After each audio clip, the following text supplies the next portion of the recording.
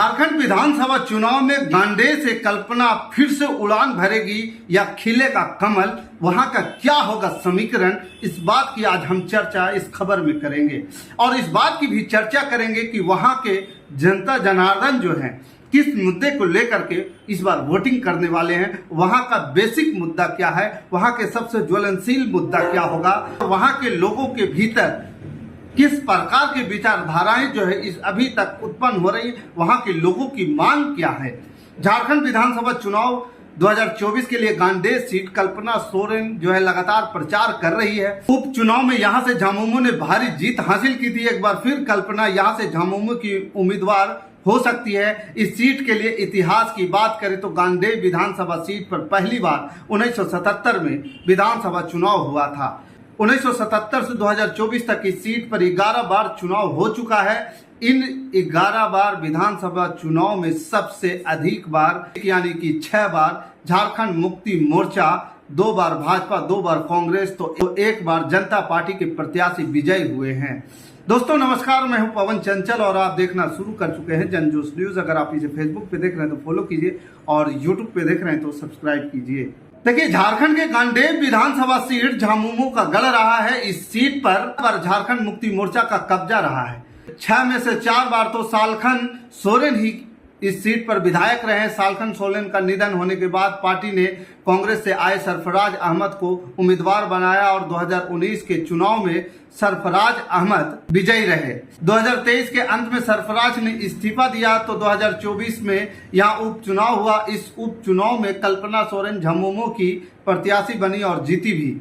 यहाँ यह भी बता दें कि भले ही 4 बार सालखन सोरेन ने यहाँ से चुनाव जीता हो, लेकिन 1977 से लेकर के 2014 तक वे 4 बार दूसरे तो 1 दफा तीसरे नंबर पे रहे। देखिए, 2024 में गांडेय विधानसभा सीट पे जो चुनावी परिणाम हुए, कल्पना मुर्मू सोरेन जेएमएम के 1,09,827 मत प्राप्त किए।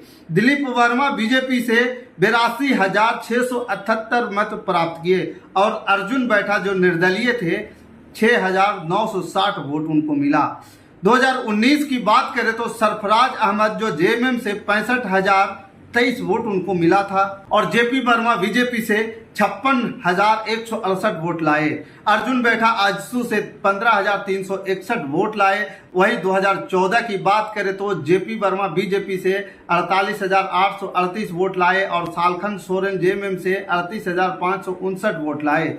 फिर सरफराज अहमद कांग्रेस से 35,727 वोट लाए। वहीं 2009 की अगर बात करें तो सरफराज अहमद कांग्रेस से 39,625 वोट लाए और सालखन सोरेन जेएमएम से 31,170 वोट लाए। पूनम प्रकाश बीजेपी से 21,865 वोट लाए।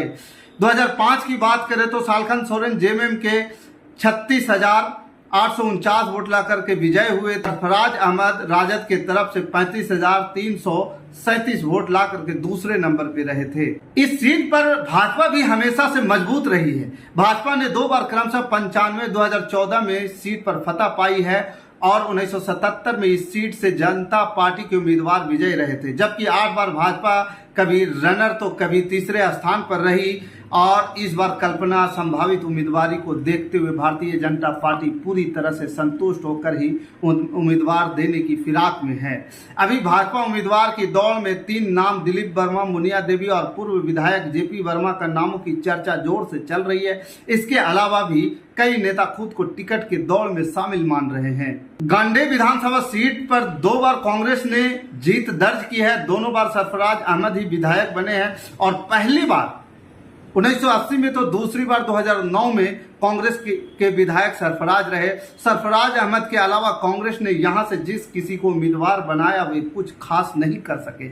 इस सीट पर पहली बार चुनाव हुआ तो जनता पार्टी के टिकट पर खड़े लक्ष्मण स्वर्णकार विजय रहे और इस सीट से दूसरी दफा भाजपा के उम्मीदवार के तौर पर 1995 में जीते। यहाँ से भाजपा ने लक्ष्मण को 6 बार उम्मीदवार बनाया। 1 बार भाजपा को लक्ष्मण से सफलता दिलवाई, जबकि 5 बार वो कभी रनर तो कभी तीसरे नंबर पर रहे।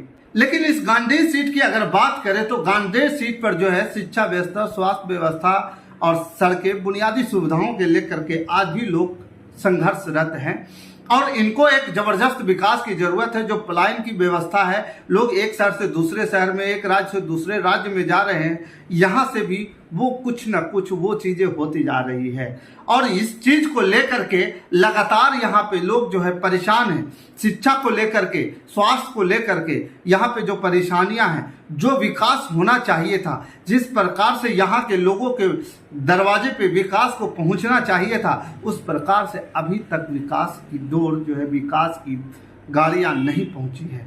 वो पहुंचना चाहिए। लेकिन देखना यह भी दिलचस्प होगा कि आखिरकार जब फाइनली जो चुनाव होंगे, इस बार 2024 के विधानसभा चुनाव होंगे, उसमें क्या कुछ यहाँ की जनता जो है अपने मुद्दों के आधार पे वोटिंग करने वाले हैं? क्या शिक्षा के नाम पे वोटिंग करेंगे, रोजगार के नाम पे वोटिंग करेंगे, बिजली के नाम पे वोटिंग करेंगे, या फिर वही पुरानी रवैये पे आएंगे और वोटिंग करके यहाँ से निकल जाएंगे और जिसको जिताना है वो जिता देंगे?